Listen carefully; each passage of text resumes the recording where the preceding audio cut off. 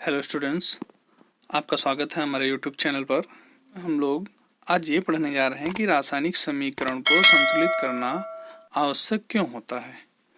किसी रासायनिक समीकरण को संतुलित करना इसलिए अनिवार्य होता है क्योंकि आप सभी ने एक नियम, जैसे कि हम द्रव्यमान संरक्षण का नियम बोलते हैं, को पहले पढ़ रखा है, और नहीं पढ़ रखा तो अभी हम यहाँ दोबारा इसको याद दिलाते हैं कि द्रव्यमान को ना ही तो नष्ट किया जा सकता है और ना ही उत्पन्न किया जा सकता है। ना तो नष्ट कर सकते हैं और ना ही इसे उत्पन्न कर सकते हैं, क्योंकि यह सदैव संरक्षित रहता है। और इस नियम का प्रयोग यहाँ भी होता है। यहाँ पर हमें करना क्या है, जब भी कोई अभिक्रिया कराते हैं तो अभिक्रिया कराने के पहले और अभिक्रिया कराने के बाद का द्रव्यमान सदैव बराबर रहता है। और इस नियम को हम लोग यहाँ कैसे किस रूप में ऑपरेट करते हैं, इसी प्रकार किसी रासायनिक अभिक्रिया में अभिकारक जो तीर के निशान के लेफ्ट साइड लिखे जाते हैं, उत्पाद जो राइट साइड पर लिखे जाते हैं, दाहिनी तरफ लिखे जाते हैं, उनका कुल द्रव्यमान संरक्षित रहना चाहिए। मतलब यह है कि अभिकारक मतलब अभिक्रिया के पहले और अभिक्रिया के बाद उनका टोटल द्रव्यमान संरक्षित अर्थात बराबर या उतना ही बना रहता है। और इसको हम यहाँ पर कैसे देखते हैं, तो हम उसकी परमाणुओं की संख्या को समान रखते हैं अभिक्रिया के पहले और अभिक्रिया के बाद, उत्पाद की दिशा में और लेफ्ट साइड अभिकारक की दिशा में, दोनों तरफ परमाणुओं की संख्या बराबर ही रहनी चाहिए। अगर हम देखें तो इसके लिए हमने लास्ट में एक उदाहरण बताया था, हम एक दूसरा उदाहरण लिख के भी आपको बताते हैं। जैसे CH4 की रिएक्शन हम ऑक्सीजन से कराते हैं तो इससे बनने वाली चीज़ें क्या होती हैं, CO2 और H2O। अब अगर हम देखें तो यहाँ पे एक कार्बन है, यहाँ भी एक कार्बन है, यहाँ पर 4 H हैं, 4H, यहाँ पर 2 हैं तो मैं इसको 2 से मल्टीप्लाई करा दिए तो 4 H इधर भी हो गए।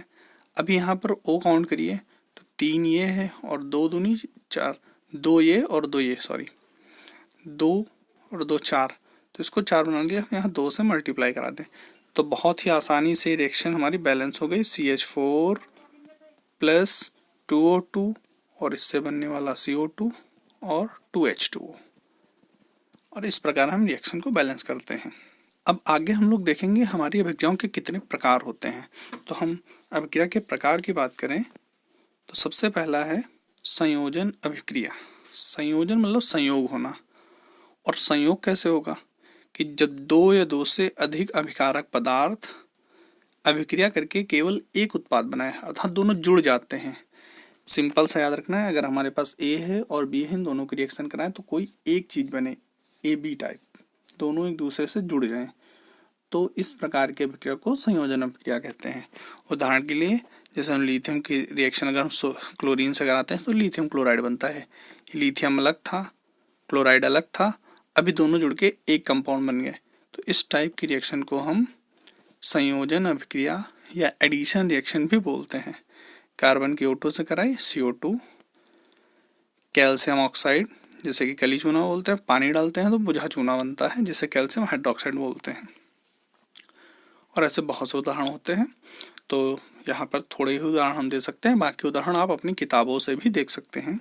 और उनमें से कोई समस्या करता है या कोई समझ में नहीं आता है तो आप हमें कमेंट करके, या डिस्क्रिप्शन में मैं फेसबुक पेज का लिंक देता हूँ, वहाँ पर आप कमेंट करके पूछ सकते हैं। अगली अभिक्रिया है वियोजन अभिक्रिया। इसमें 2 चीज़ें आपस से वियोजित होंगी। देखते हैं, अभिकारक पदार्थ एक होना चाहिए और उत्पाद कितने बनने चाहिए, 2 या 2 से अधिक।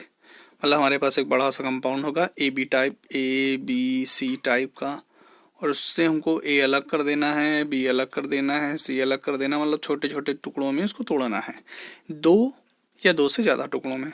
तो इस प्रकार की रिएक्शन को हम लोग वियोजन अभिक्रिया कहते हैं। तो उदाहरण यहाँ पर हम देखते हैं, जैसे हमारे पास कैल्शियम कार्बोनेट है तो कैल्शियम कार्बोनेट को जैसे हम गर्म करते हैं तो ये CaO और CO2 में टूट जाता है। अगर ऐसे हम अमोनिया को गर्म करें तो वो N2 और H2 में टूटता है। तो इस रिएक्शन को हम वियोजन रिएक्शन या वियोजन अभिक्रिया कहते हैं। अगर हम PCl5 को गर्म करते हैं तो वो PCl3 और Cl2 में टूटता है। और ऐसे ही नीचे की रिएक्शन है, अगर हम इसे KOH के साथ गर्म करते हैं तो C2H4 और H2 में टूट जाता है। अगली अभिक्रिया है हमारी विस्थापन अभिक्रिया। ये बहुत ही जरूरी अभिक्रिया है क्लास 10 के लिए। आगे एक चैप्टर है जिसका नाम है धातु और उधातु, वहाँ पर हमें ये बहुत बार मिलने वाली है, तो इसे यहीं पे ध्यान से देखना है। ऐसी अभिक्रिया जिनमें अभिकारक पदार्थ के तत्व, ये ध्यान रखना, अभिकारक के तत्व, जैसे हमने A, B, C ले लिया, उसमें मान लो हम B की बात कर रहे हैं, दूसरे पदार्थ के तत्वों द्वारा और इसकी रिएक्शन हम D से कराएं तो विस्थापित हो जाते हैं। A, B की जगह D आ गया और C, मतलब साइज उतना ही रहेगा, सारी चीज़ें वैसे ही रहेंगी, बस किसी एक की जगह कोई दूसरा आ जाएगा, तो उस अभिक्रिया को विस्थापन एवं प्रतिस्थापन अभिक्रिया कहते हैं। आप ऐसे समझ सकते हो, जैसे लास्ट ईयर आप लोग क्लास 9th में बैठते होंगे, इस बार आपकी जगह दूसरे बच्चे बैठ रहे हैं, तो उन लोगों ने आपको प्रतिस्थापित कर दिया है, आपको विस्थापित कर दिया है। तो ऐसे ही जब रासायनिक अभिक्रिया होती है, कोई एक तत्व किसी दूसरे की जगह पर आ जाता है, तो इस प्रकार की अभिक्रिया को हम विस्थापन अभिक्रिया कहते हैं। और यहाँ पर अगर हम उदाहरण देखें तो CuSO4 की रिएक्शन जब जिंक से कराते हैं, ये एक बहुत ही इम्पॉर्टेंट अभिक्रिया है। जब भी हम सेल पढ़ेंगे, रासायनिक सेल, तो उसमें यह अभिक्रिया होती है। तो CuSO4 की रिएक्शन जिंक से कराने पर जिंक Cu की जगह आ जाता है और Cu जिंक की जगह चला जाता है और रिएक्शन हो जाती है। बस एक दूसरे की जगह जाना है यहाँ पर। अगर हम Na के Ag सेल के साथ कराएं तो Na Ag की जगह और Ag Na की जगह, दोनों एक दूसरे के इंटरचेंज कर लेते हैं। इसके नीचे की अभिक्रिया आप कार्बनिक रसायन वाले चैप्टर में पढ़ने वाले हैं कि जब भी मीथेन की रिएक्शन Cl2 से कराते हैं तो एक हाइड्रोजन की जगह Cl और Cl की जगह हाइड्रोजन, और इस प्रकार मेथिल क्लोराइड बन जाता है और हाइड्रोजन क्लोराइड बाहर चला जाता है। और लास्ट अभिक्रिया आप देख रहे हैं, इसमें भी सेम ऐसे ही होता है, Cl की जगह पर OH और OH की जगह पर Cl, और दोनों एक दूसरे को इंटरचेंज कर लेते हैं, और इस प्रकार की अभिक्रियाओं को हम विस्थापन अभिक्रिया कहते हैं। फ्रेंड्स, इसके बाद हमारी अभिक्रिया बचती है ऑक्सीकरण और अपचयन अभिक्रिया, जिसे कि हम अगले वीडियो में कवर करेंगे, और 2 छोटे छोटे टॉपिक्स और बचेंगे।